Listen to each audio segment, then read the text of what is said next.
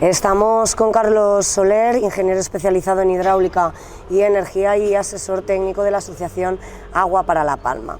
Hoy hablamos con él sobre un debate que se mantiene vivo en la Isla Bonita y es la gestión del agua. Carlos, buenos días. Buenos días. Para comenzar, en este debate que tenemos ahora mismo sobre la gestión del agua, lo que se revelan son diferentes posturas sobre las soluciones que se pueden dar para abordar la crisis hídrica en la isla. Como experto en la materia, ¿cómo valoras la política hidráulica del Cabildo, no solo con el gobierno actual, sino en los años anteriores y cómo ha ido evolucionando? La palabra podría ser nefasta. Ha sido tremendo. La política hidráulica, hay que pensar. Hay un dato que está muy claro, es una isla que tiene mucha más agua de la que necesita, según dicen los propios planes hidrológicos hechos por el Cabildo, hay 4 veces más agua que se infiltra de la que se necesita, y sin embargo la realidad ahora mismo es que falta cantidad de agua y falta calidad, las dos cosas. La política hidráulica del Cabildo ha sido tan nefasta que tiene estos problemas, pero además hay que contar también con unas pérdidas brutales. Estamos hablando de más del 50% de pérdidas en los canales públicos, un valor similar de pérdidas en los municipios, y todo esto se está haciendo, no se está tomando ninguna medida.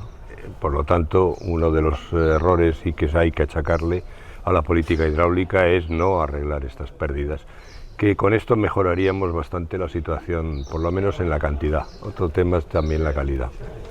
¿Cuáles son las alternativas que, como experto en hidráulica, propones que sean contrarias a lo que creéis que está haciendo ahora mismo el CIALP?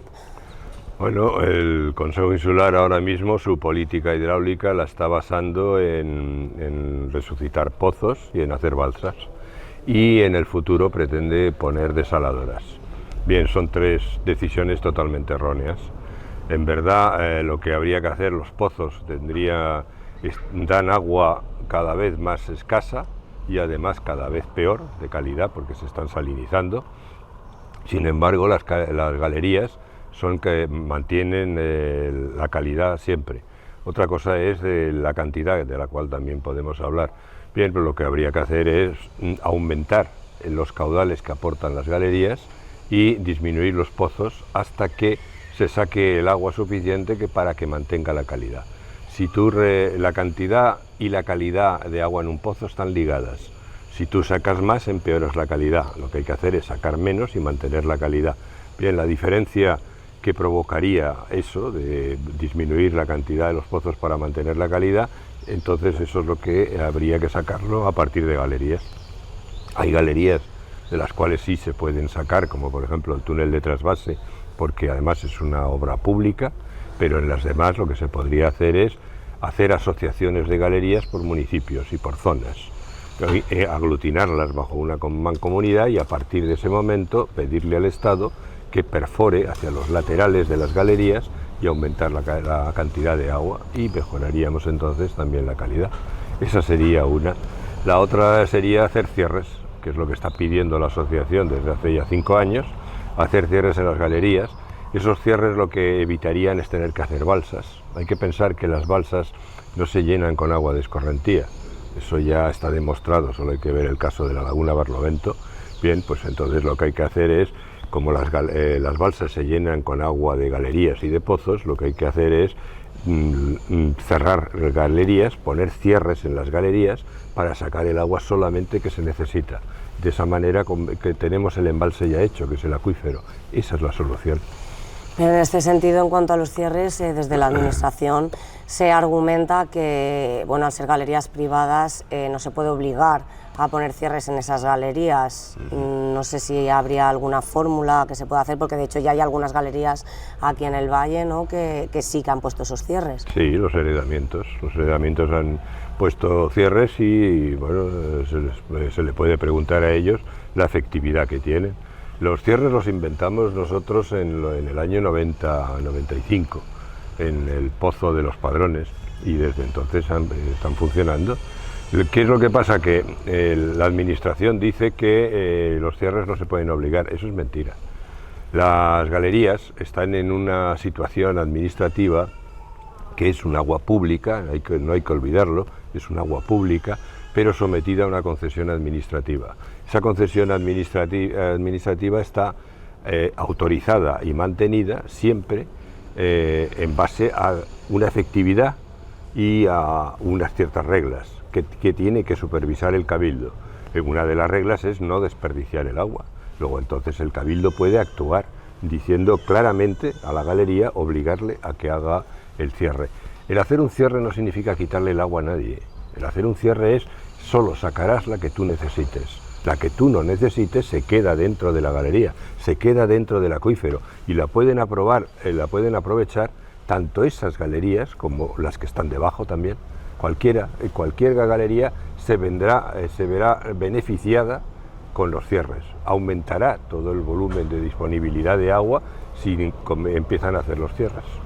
Además, en las últimas declaraciones en medios de comunicación por parte de Sergio Rodríguez, el presidente del Cabildo, ha repetido varias veces que además de la compra de pozos o la instalación de desaladoras, el Cabildo a través del CIALP está trabajando en otras propuestas que son las mismas que defiende Agua para La Palma: introducir más agua pública en el sistema, arreglar las redes de distribución, y que están trabajando en el nuevo proyecto para perforar el túnel del trasvase.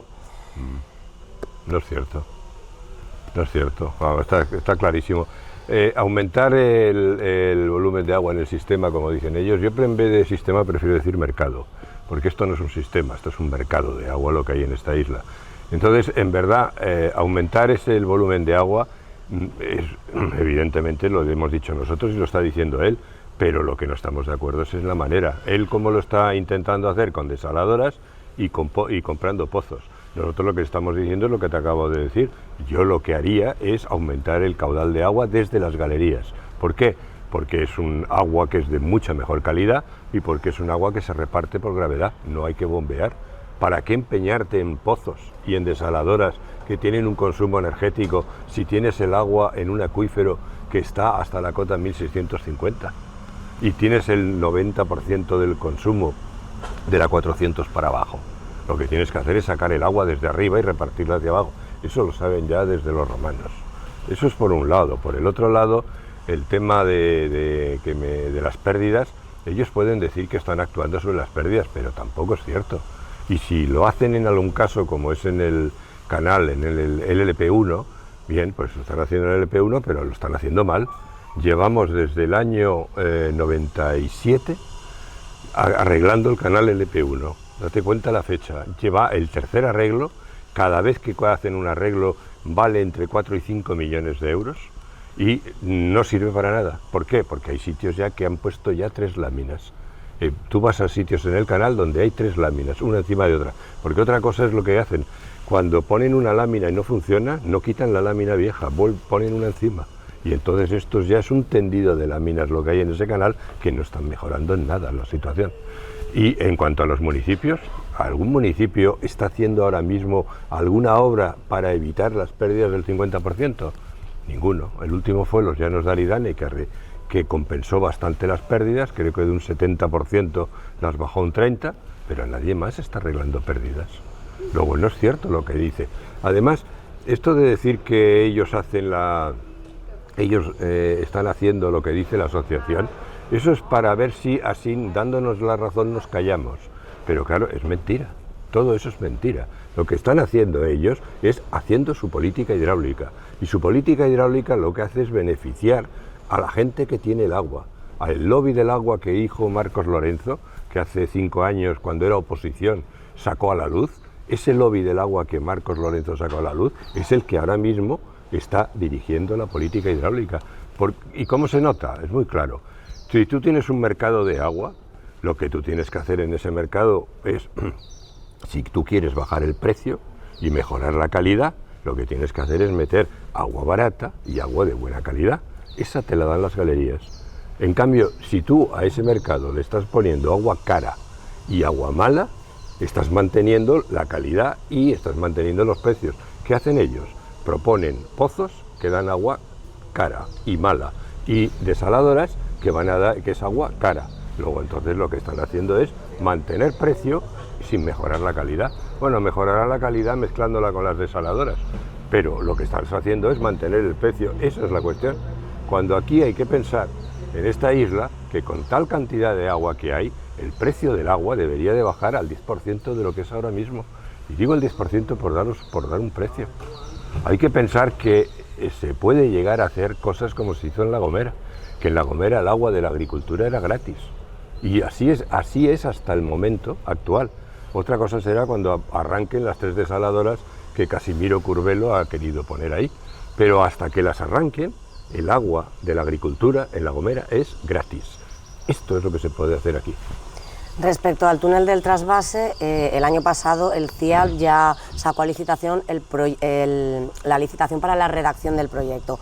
Quedó desierta y en declaraciones recientes Sergio Rodríguez pues, ha argumentado que no es culpa de las administraciones cuando quedan siempre desiertas las licitaciones. Mi pregunta es, ¿cómo se debería abordar la licitación de un proyecto de ingeniería de este tipo? Bueno, en primer lugar yo te diría que cuando una administración saca, y yo he sido 40 años funcionario y de la Dirección General de Aguas y de Servicio Geológico antes, cuando saca a un proyecto a licitar y queda desierto, la culpa es de la administración, no de los contratistas.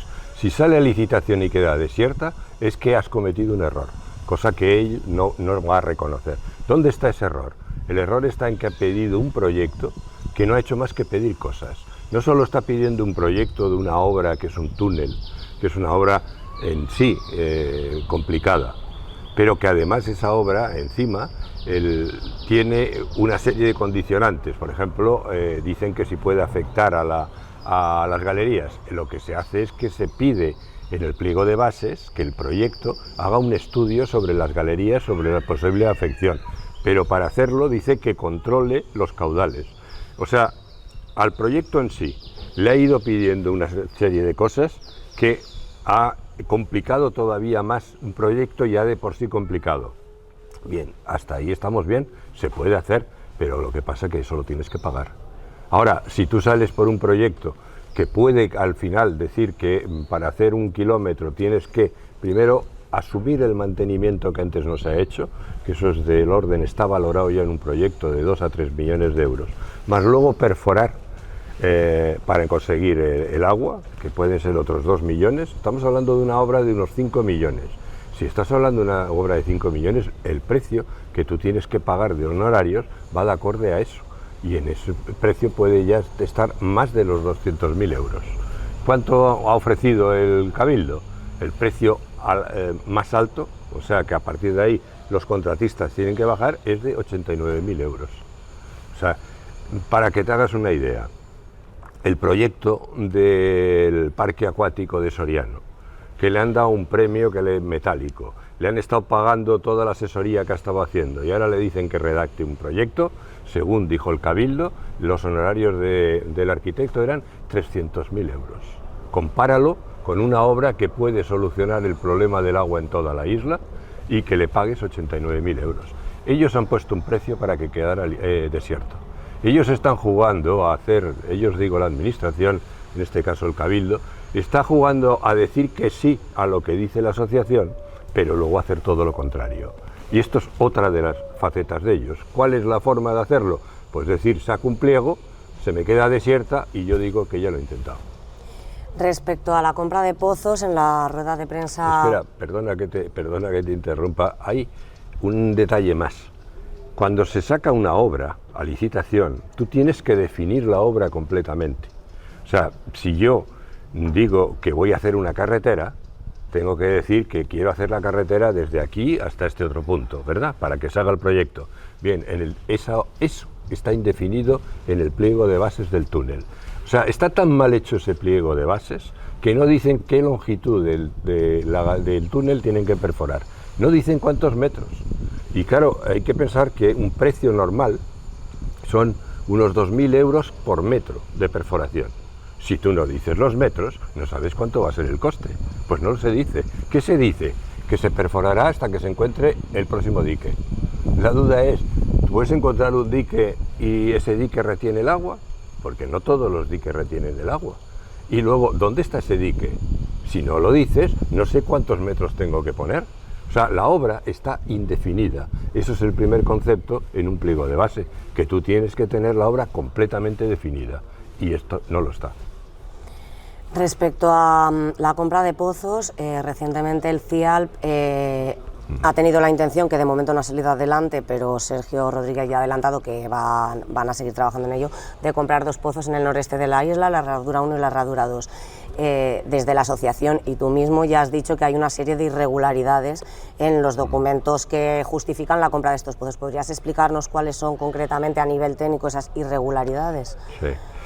Bueno, la primera irregularidad, ya uno ya empieza a ver la historia, solo hay que conocer la historia de estos pozos.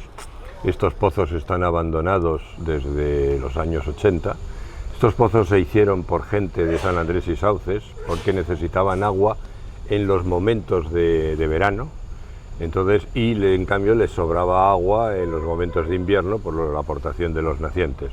Bien, pues por esta razón perforaron unos pozos, el primero de ellos se les salinizó enseguida, estaba demasiado cerca de la orilla del mar, y el segundo, que lo retiraron un poco más arriba, en cuanto empezaron a bombear mejoró la calidad, pero en cuanto empezaron a bombear vieron que le estaban sacando demasiada agua, y porque las expectativas que necesitaban eran esas, y al final lo que pasó es que se salinizó también.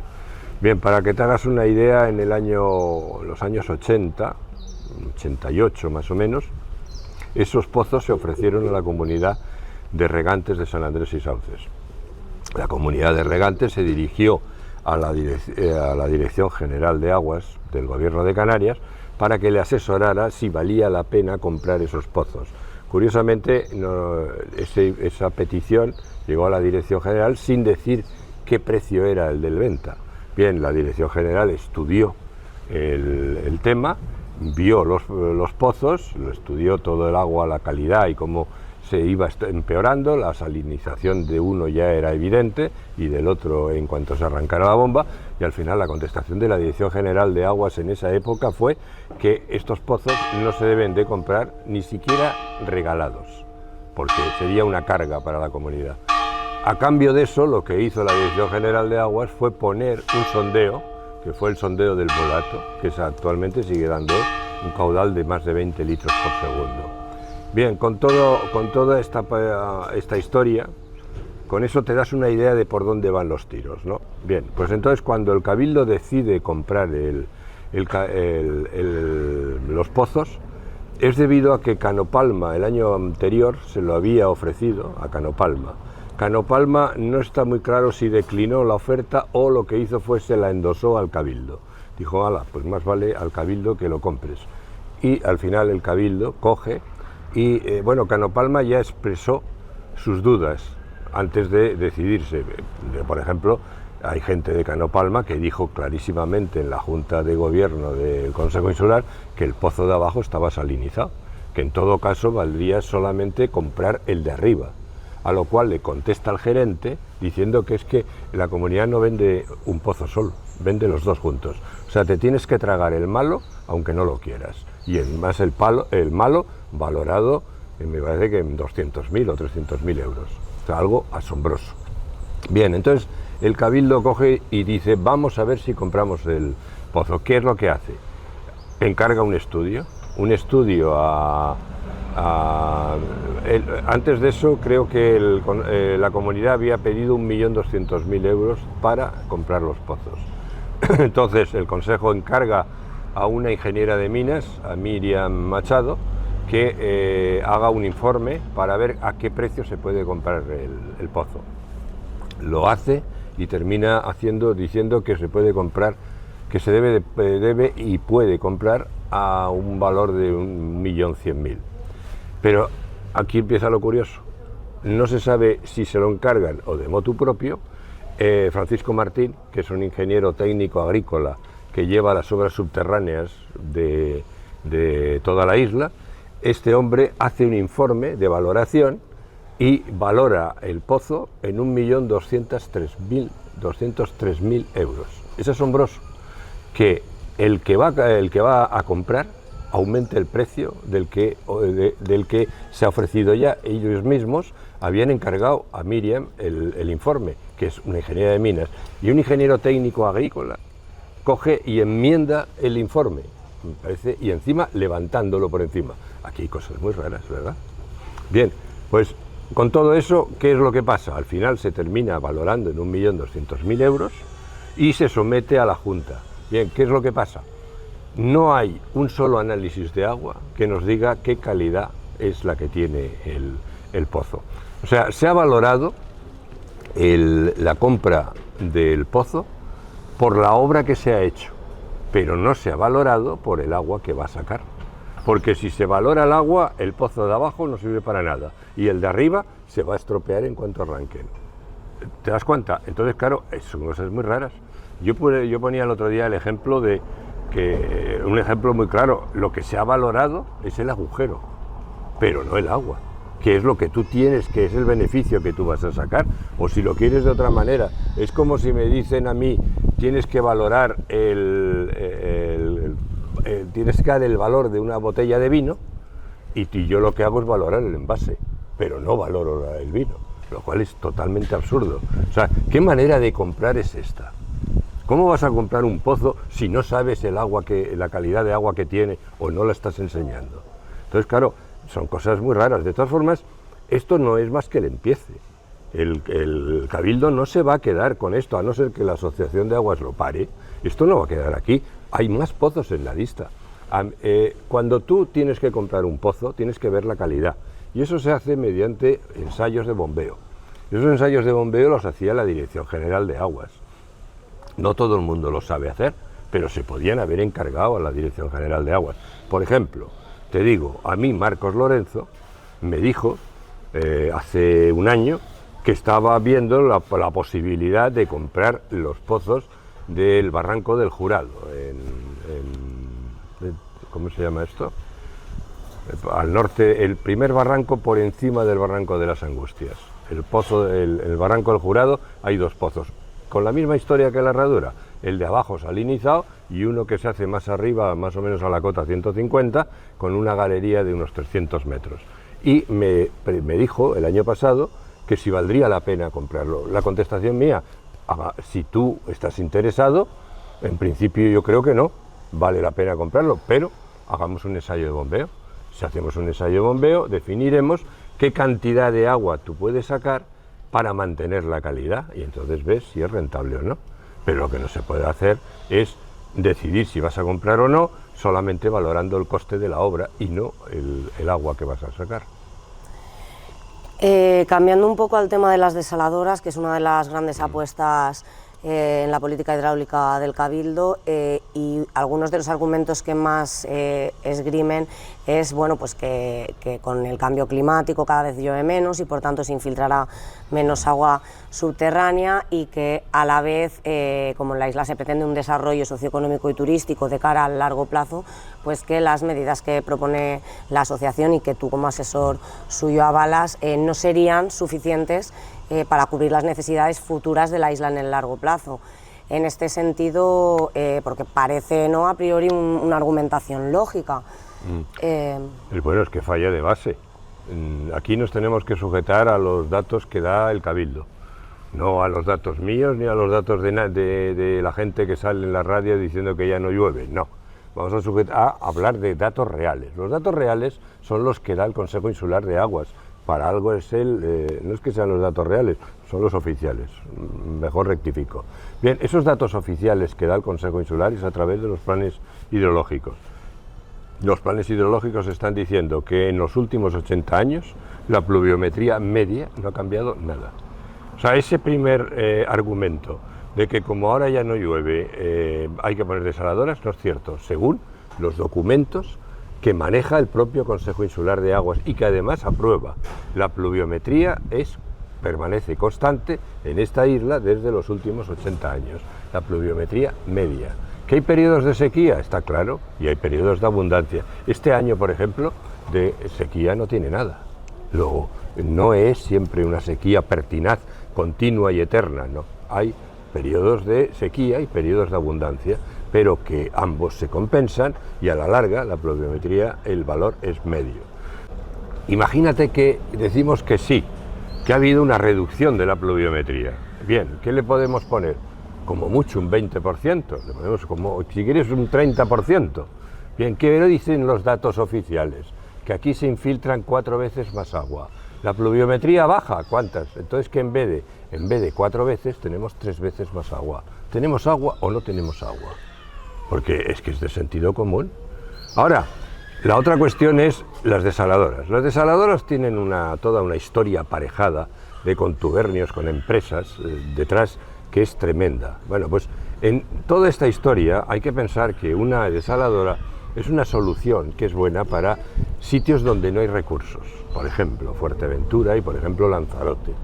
Lo de Lanzarote habría que discutirlo un poco con más calma, porque sí tiene recursos, pero no de calidad.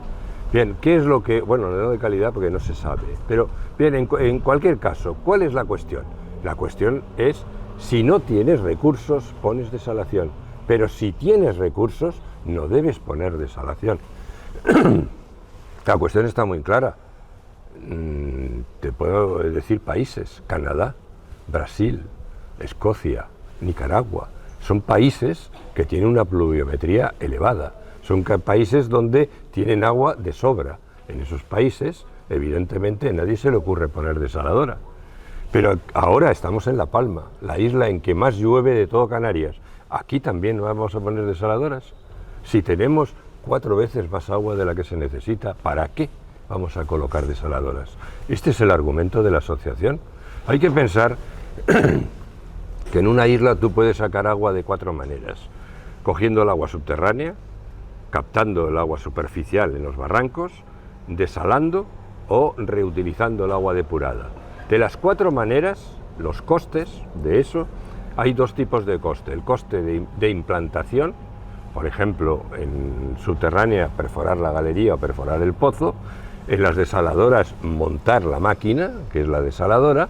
Esos son los costes de implantación.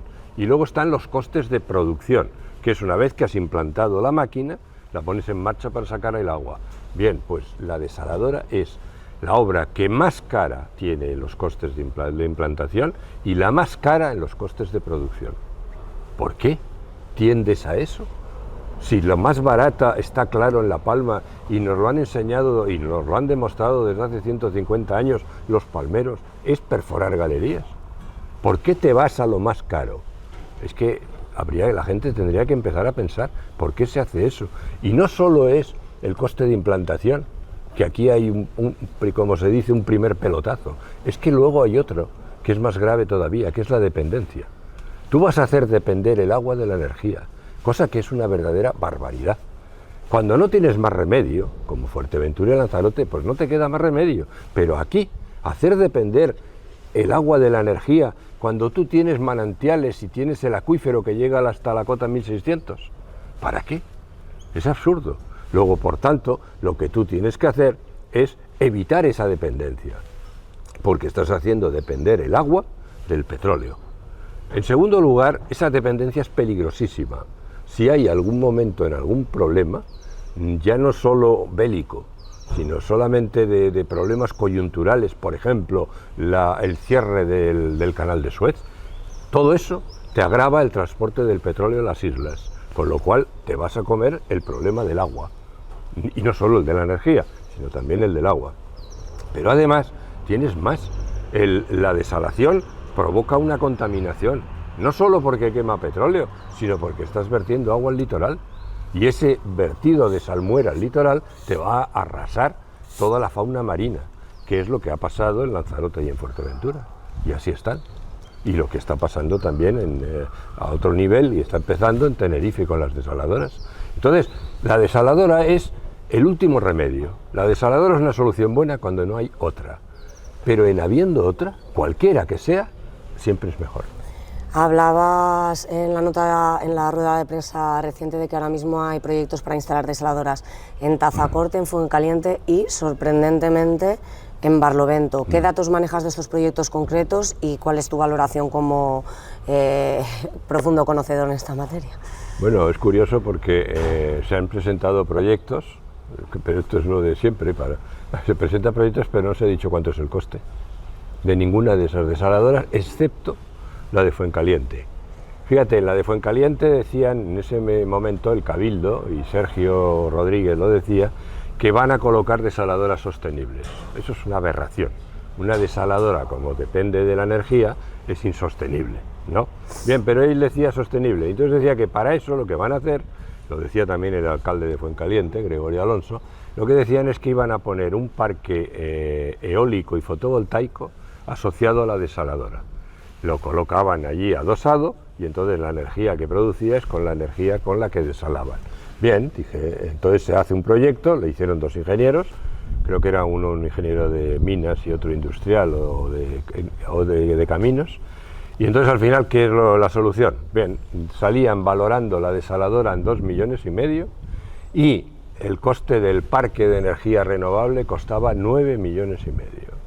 O sea, la inversión total era 5 veces el precio de la desaladora. ¿Para qué? Para poder decir que es sostenible y de esa manera evitar la dependencia con la energía.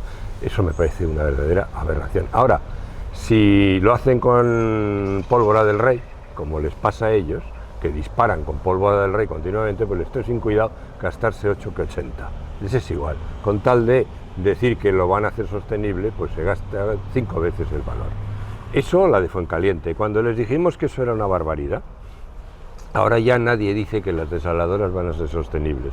Ahora las colocan. Y viene la siguiente aberración, que es la desaladora en Barlovento. Esto es una locura del alcalde. Igual que la de Fuencaliente fue otra locura del alcalde. Yo creo que a los alcaldes hay que calmarlos un poco. Está bien lo de las historias de las comisiones que se organizan y que aquí el primero que pide la desaladora se apunta en la lista de la comisión. Aquí esto hay que pararlo. No se puede venir cada alcalde pidiendo desaladoras, porque esto es una locura. Bien, el alcalde de Barlovento pide una desaladora y la pide siendo el alcalde del municipio con mayor pluviometría de Canarias. Tiene una pluviometría de 1500. Esa pluviometría es, para que te hagas una idea, es más del triple de la media de Canarias y es el doble de la media peninsular. Con esa pluviometría, con un terreno muy permeable, tremendamente permeable, cuya infiltración está valorada por los planes hidrológicos en 30 hectómetros cúbicos, para que te hagas una idea, 30 hectómetros cúbicos infiltrados en Barlovento equivalen a la mitad de la producción de agua de toda la isla. Solo en Barlovento se infiltra la mitad de lo que se consume en toda la isla. Fíjate si hay agua. Bueno, pues en esas condiciones este hombre va y se descuelga pidiendo una desaladora. La verdad es que había que darle el premio a la mayor barbaridad de todas, porque yo nunca me imaginé que Barlovento, con esa pluviometría, fuera capaz de esta petición. Bien, el Cabildo se ha hecho eco y en vez de decirle que sea un poco más racional, ha dicho que la apunta en la lista y otra más.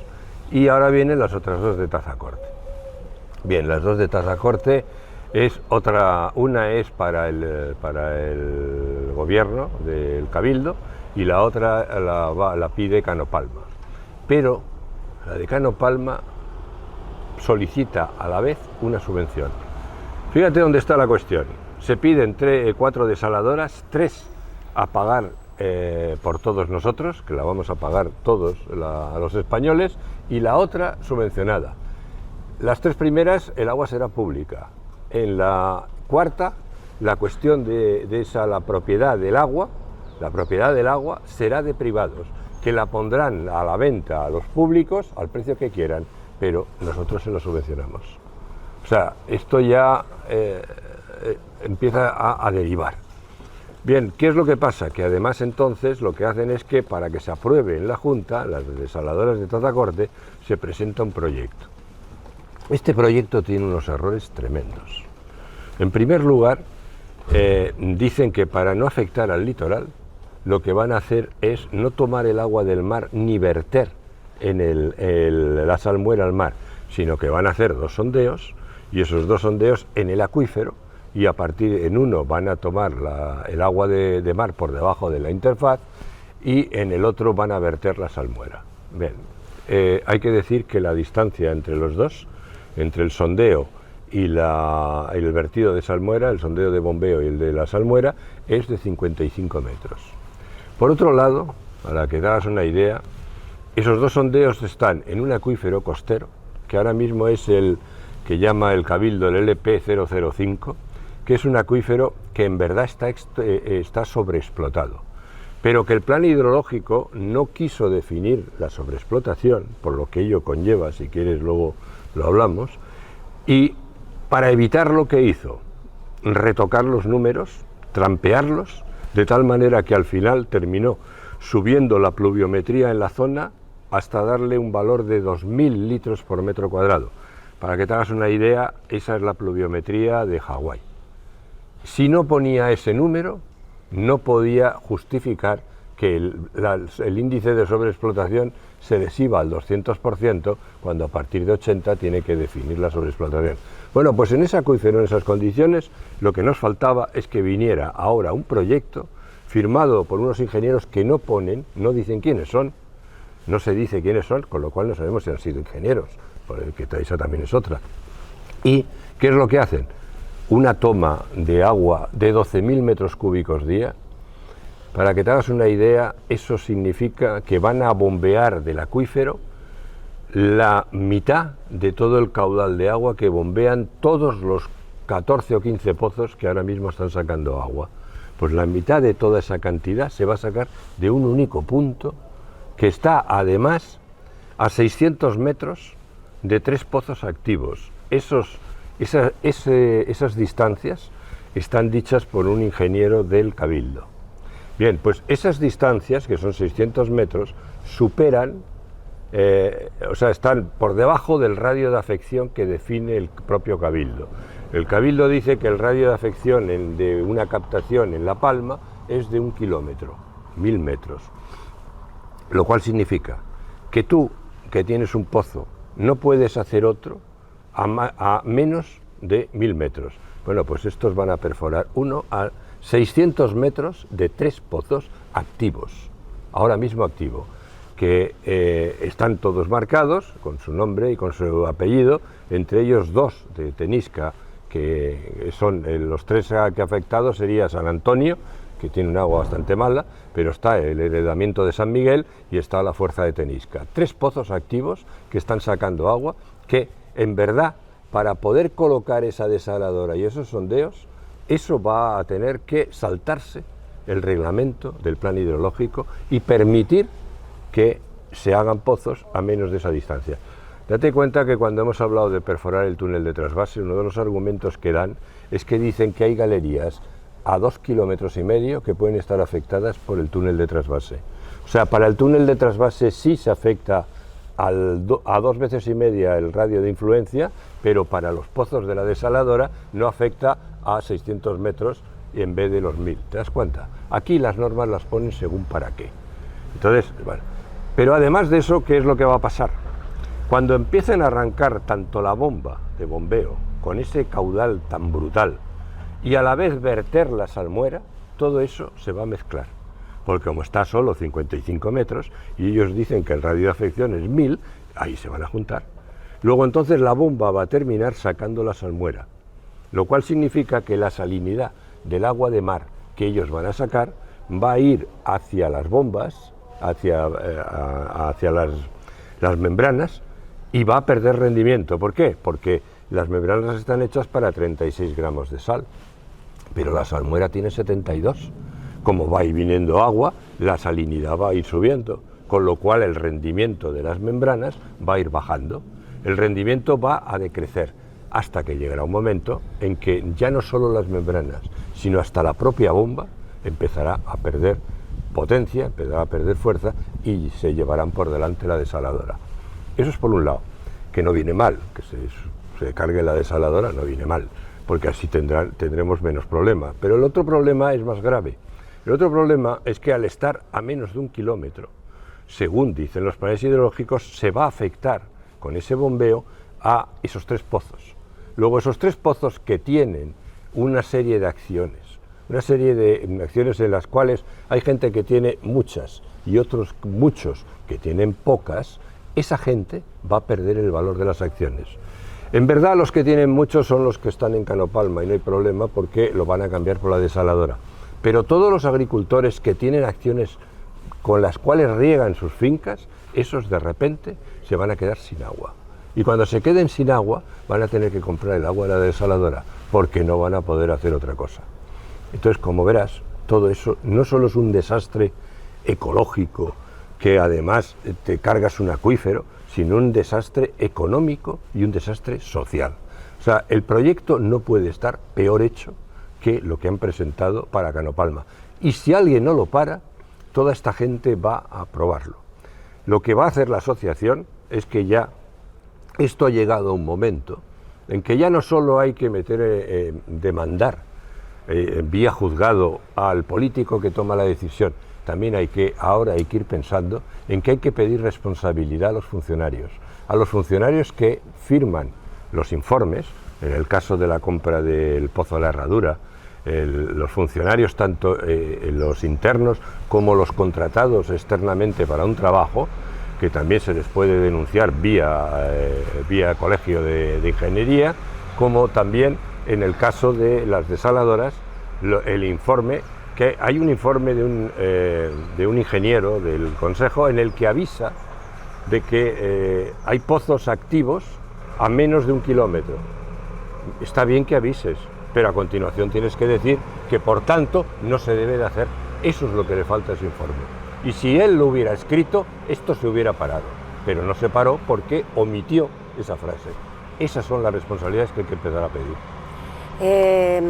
Sergio Rodríguez, en declaraciones públicas, acusa a la asociación de vender humo y pone en duda los datos que tú, como su asesor técnico, proporcionas, porque según argumenta, un técnico tiene unos planteamientos que contradicen muchos otros técnicos. Mi pregunta es, ¿tú has tenido la oportunidad de debatir con otros técnicos esos supuestos planteamientos contrarios a los que tú...? Bueno, yo fíjate que cuando hemos empezado a hablar, yo te lo he dicho, yo cuando hablo no doy mis datos. Yo no doy mis datos porque si doy mis datos me los van a discutir y entonces no quiero esa discusión, quiero la discusión con los datos de ellos. Yo no he dado ningún dato que sea mío. Yo he dado los datos de ellos, por lo tanto, ¿qué me van a discutir? Los datos de ellos. Otra cosa es que él dice, Sergio dice, y lo dicen muchos, se les llena la boca, de que es que yo soy yo, pero que hay otros ingenieros que dicen todo lo contrario que yo. ¿Dónde están esos ingenieros? ¿Quiénes son los que hacen informes diciendo que se hace tomar la toma a 55 metros del vertido? ¿Estos? O los que dicen que hay que comprar un pozo sin tener análisis de agua. Estos son los ingenieros. Yo lo que he dicho siempre, vamos a hacer un debate. Llevo en esta isla, ahora mismo, hace 6 años, solicitando un debate. Al principio, Carlos Cabrera, que era el consejero de Aguas, me dijo que lo iba a hacer. Lo paró y no lo hizo. Sergio dijo que lo iba a hacer. Tampoco lo ha hecho. Si es verdad que hay tantos ingenieros que están en contra mía, pues que vengan y que me demuestren. Si a mí me demuestran y me equivoco, que yo me equivoco, yo cojo la puerta y me voy. Reconozco que me he equivocado y me voy a mi casa. Yo estoy jubilado. Yo no tengo ninguna necesidad ni económica, ni social, ni de ningún tipo para venir aquí. Lo que yo vengo es para que no se cometa una barbaridad. O sea, que me demuestren que me equivoco. Y en cuanto a lo de vender humo, eso lo dijo también Marcos Lorenzo un día. Me dice que es que yo vendo humo. Yo, en primer lugar, la frase de vender humo es entre políticos. Eso se dice entre ellos. Yo no soy político, yo no entro en el juego de ellos. A mí no me pueden equiparar a ellos, porque yo no soy político ni he querido ser nunca. Yo lo que soy técnico. Yo vendo humo. Vamos a ver, les recuerdo que solo hablando de esta isla, yo fui el que encontró la Fuente Santa. Dije que la encontraría y la encontré. Y la encontré donde 300 años vieron cómo hubo 16 intentos por encontrarla y nadie la encontró. Eso es vender humo. Yo hice Adellamen y Bediesta, que son las balsas que han salvado a la comunidad de riego de San Andrés y Sauces de un desastre total, porque el naciente está perdiendo agua a marchas forzadas. Esas 2 balsas que los dije desde el principio, las haré a la comunidad y no las pagará la comunidad, sino que conseguiré que lo pague el Ministerio de Obras Públicas. Así ha sido. Eso es vender humo. Luego he hecho el túnel de trasvase. El túnel de trasvase ahora mismo es la mejor obra hidráulica de Canarias. Yo dije en un momento dado, que el túnel de trasvase que presentó las Haciendas, el proyecto, estaba mal concebido, porque ahí dentro había mucha agua. Ellos dijeron que no. Me trajeron informes de geólogos diciendo que ahí no había agua. Yo dije que había no agua, sino muchísima agua, y que había un acuífero enorme. Nadie me hizo caso hasta que me nombraron director de la obra. Cuando me nombraron director de la obra, cambié la traza, porque sabía que dentro había mucha agua. Ahora mismo es la mejor obra hidráulica de Canarias en cantidad y en calidad. Eso es vender humo. Yo creo que los que venden humo son ellos. Y esa frase, que se la queden para ellos. Yo no me dedico a vender nada. Yo lo que doy es una solución, como la di en La Gomera y como la di en El Hierro. Hubo un momento, en los años 90, que solucioné las tres islas, con el túnel de trasvase aquí, que solucionó el valle, el Pozo de los Padrones solucionó la isla del Hierro, y los sondeos de La Gomera solucionaron la isla de La Gomera. Eso es vender humo. Yo creo que están intentando desprestigiarme, pero a mí por mucho que me intenten desprestigiar, lo de ellos es palabrería. A mí lo que yo tengo son las obras, y las obras están muy claras. Las obras hablan por mí, no lo que dicen ellos. Hablando de ese desprestigio, ya en alguna anterior ocasión has hablado en medios de comunicación de que has sufrido experiencias de boicot en tu carrera profesional. ¿Querrías contarnos alguna de estas experiencias? Sí, a mí solo me ha faltado que me crucifiquen, pero vamos, todavía no ha terminado la guerra. A mí me condenaron a ¿cuánto fue? A 15 meses de suspensión de empleo y sueldo. Me abrieron 3 expedientes, todo por negarme a pagar a Dragados un incremento del 20% en 2 obras que suponía 1.200.000 que querían ellos de regalo. Yo me negué y al final metí un pleito contra ellos y al final lo gané todo. Me tuvieron que devolver todo el dinero que no me pagaron en la suspensión de empleo y sueldo. Me mandaron al despacho, no al despacho que yo tenía, porque de eso se encargó el director general, que era Juan Ramón Felipe San Antonio, y se encargó él de mandarme a otro despacho que no tenía ni ordenador ni teléfono, y ahí estuve los últimos 2 años de mi vida profesional. Pero me vino bien, porque al final escribí 2 novelas, una de ellas en la que cuento todo cómo iba sucediendo todo eso, que duró 4 años, esa persecución. Bien, eso ha sido por un lado. Por otro lado, he tenido amenazas. Hay un periodista, un trovador que va por allí diciéndome, insultó a mi madre, algo realmente inaudito, que mi madre además estaba recién fallecida, no tenía por qué mencionar a mi madre. Me insultó a mí, llegó a decir incluso también que dijo que me tenían que prohibir la entrada a esta isla. Como ves, estamos filmando en la isla, nadie me la ha prohibido.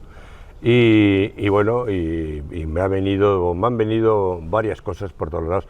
Una de ellas es vetarme en los medios de comunicación. Y en los medios de comunicación no solo ha sido Sergio Rodríguez, el Cabildo, sino también vía Ayuntamiento de Fuencaliente, según me cuentan. Y ha sido esa vía de Gregorio Alonso ha sido en dos emisoras que me lo dijeron, y en eso estamos. Cada vez tenemos menos audiencia, no, cada vez tenemos más audiencia. Lo que pasa que los medios cada vez son menores. Sobre el veto en los medios de comunicación en La Palma, que ya habías hablado de ello abiertamente, ¿recuerdas o puedes mencionar medios concretos que sepas por qué te han comunicado que te hayan vetado de alguna manera? Sí, el decírmelo claramente, que ya no me iban a llamar nunca más, me lo han dicho 7.7, me lo ha dicho Canal 11 y me lo ha dicho la COPE. La COPE además me hicieron una entrevista y al final de la entrevista ya me dijeron que había llamado el alcalde de Fuencaliente y que nunca más me volverían a llamar. Y ya para finalizar, bueno, un argumentario, bueno, el planteamiento que realiza la asociación y que tú también has defendido públicamente en relación a la gestión del agua es que el Cabildo es servil a los intereses de este supuesto lobby del agua privado. Pero esto es algo que evidentemente el Cabildo niega con mucha rotundidad. Mi pregunta es, ¿cuáles son los argumentos o en qué os basáis para afirmar tan contundentemente ese movimiento que realiza o esa existencia de ese lobby del agua aquí? Bueno, pues esto es como la prueba del algodón. Hay una demostración clarísima. Si lo que tú tienes en esta isla es un mercado del agua y lo que hay que hacer es abaratarla y mejorar la calidad, lo que tú tienes que hacer es sacar agua de calidad y barata, ¿no?, para meterla en el mercado. Sin embargo, ellos lo que hacen es lo contrario, sacan agua de mala calidad, que es la de los pozos, y quieren meter agua cara, que es la de las desaladoras. Luego está claro que es lo que con eso a quién favorecen, a los agricultores o a los dueños del agua. Evidentemente a los dueños del agua, esa es la cuestión. Pues muchas gracias, Carlos, por estar aquí hoy. De nada, vosotros que todavía me dais voz. Gracias.